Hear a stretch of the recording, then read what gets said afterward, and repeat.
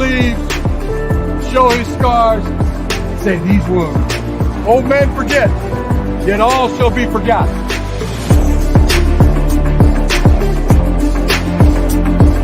For he today who sheds his blood with me shall be my brother. Got a question for you. Who's got it better than us? Nobody! Each other has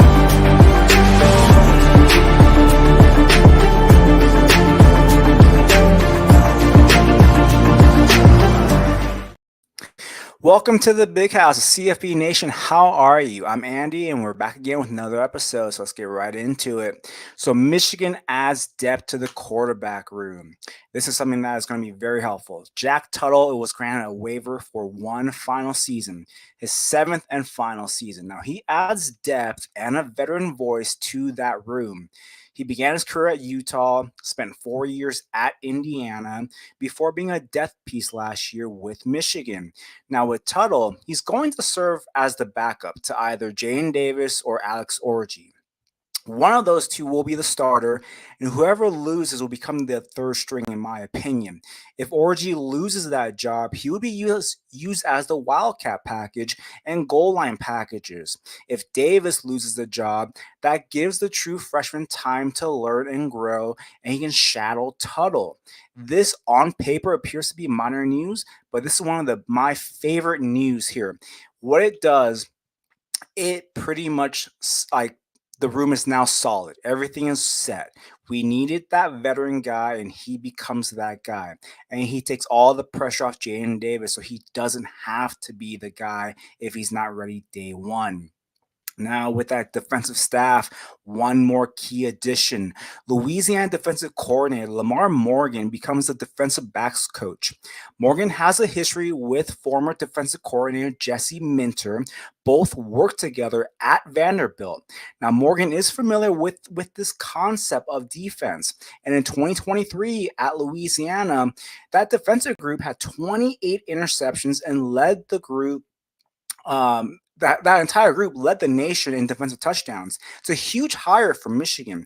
They're keeping the concept similar and expect more aggressive play with more blitz packages and a more diverse pre-snap look with the secondary to confuse opposing quarterbacks. Now let's get right into the expectations for 2024. The over-under is 9.5 wins. Let's take a look at the schedule. Week 1 is August 31st. They are home to Fresno State. That should be a win. Week 2, we have September 7th. This is a big matchup here. Texas comes to the Big House. This one on paper looks to be difficult, and I wouldn't be surprised if Michigan loses this one. After that, week 3, September 14th, Arkansas State comes to the Big House. That should be an easy win. Week 4, USC comes to the Big House. This one's going to be a very big game, and I expect Michigan to pull this one out. Week 5, September 28th, Minnesota comes to the Big House. That should be an easy win. Week 6, that's the rematch of the national championship game, October 5th at Washington.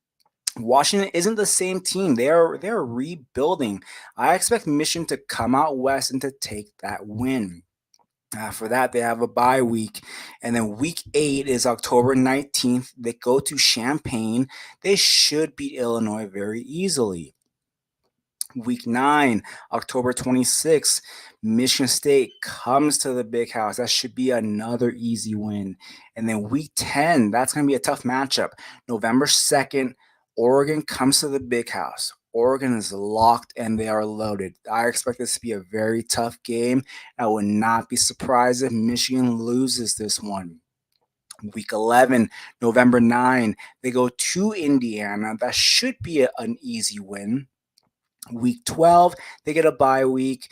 Week 13, November 23rd, Northwestern comes to the Big House. I expect that to be a fairly easy win for Michigan.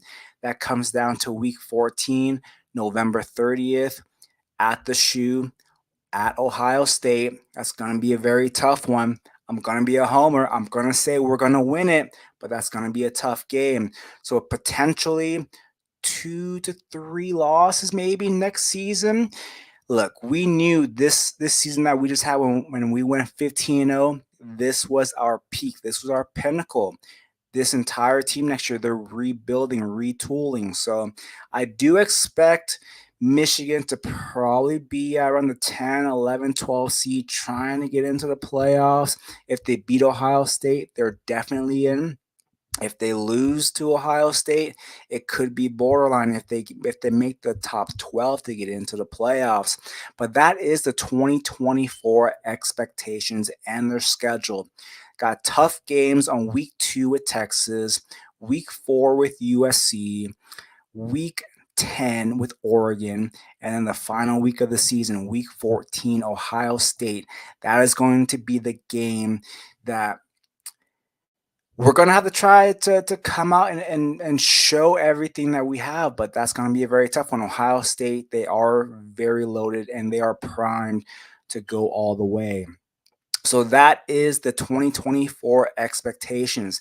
Now let's get right into the player profiles. Get you guys ready to know who these guys are, to get you guys know these household names of the future. And speaking of the future, our freshman player profile of the day is tight end Brady Prescorn. He's 6'6", 225 pounds, 4-star in the composites, rated as high as tight end number 1 and as low as tight end number 14. He averages out to be tight end number 10 in the composites.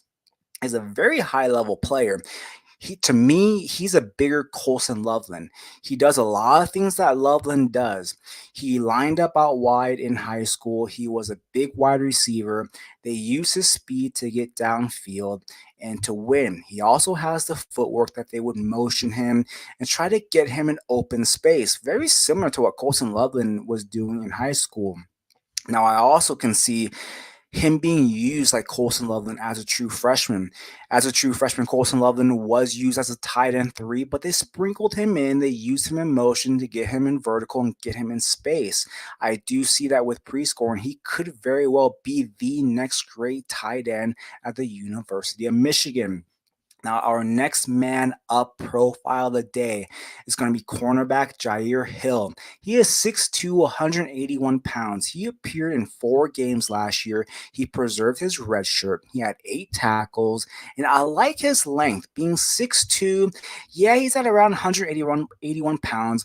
He could probably add on another 10 pounds this coming off season, but I really like that length. I like that versatility.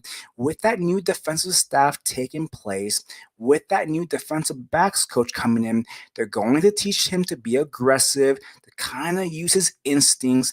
And he is someone that is very instinctive. He is a quick twitch player at the position. And I really like him to play opposite of Will Johnson. These two could be a very good 1-2 duo next year for the Wolverines. Our returning player profile of the day is linebacker Ernest Hausman. He's 6'2", 237 pounds. Now, as a true freshman in 2022, he had 54 tackles. This past season, he had 46 tackles. That linebacking room, it does clear out a little bit. And he has every chance to take that next step to be that leader at that position group, to be that tackling machine, to be that guy that the defense asks everything for. He could be that Junior Colson of next year. I have very high hopes for him. He's someone that I have high expectations for. Now, our throwback player of the day is quarterback Drew Henson. He was a highly coveted recruit. He battled Tom Brady for the starting job and as in his freshman and his sophomore year. While he didn't win the job, he did play throughout the entire season and he did platoon with Tom Brady. The entire time that, Tom Brady was there and Drew Henson was there, the crowd wanted Drew Henson.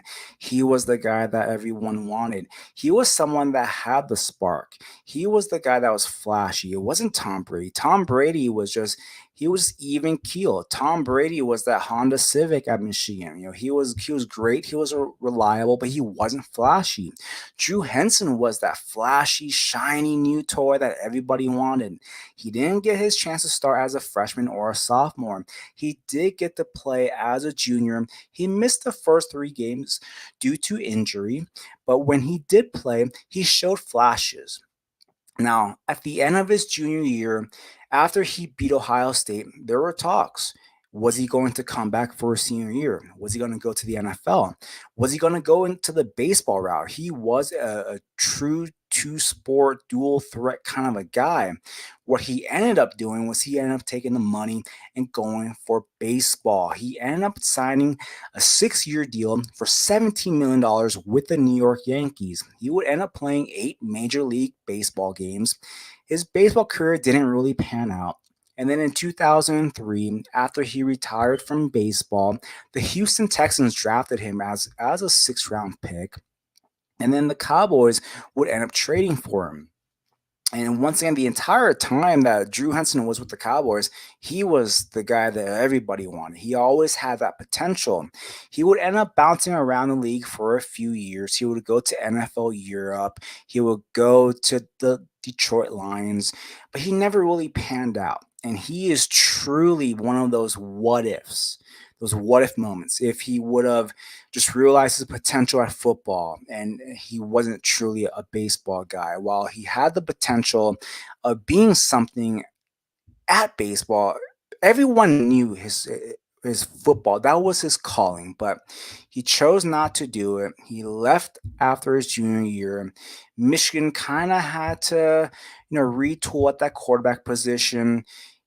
He ended up trying to go to football later in his career, but it was too late. So he was one of those guys that you always wonder what if. And that is our throwback player of the day. Now, I thank you for tuning in to another episode of Welcome to the Big House. And I want to give a special thank you to Dwight Peebles for the intro, Nino Brown for producing me, the entire CFB family. And until next week, who's got it better than the CFB Nation?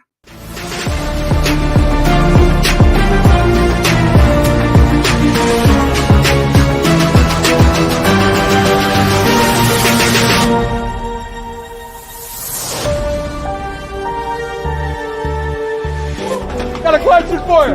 Who's got it better than us? No way!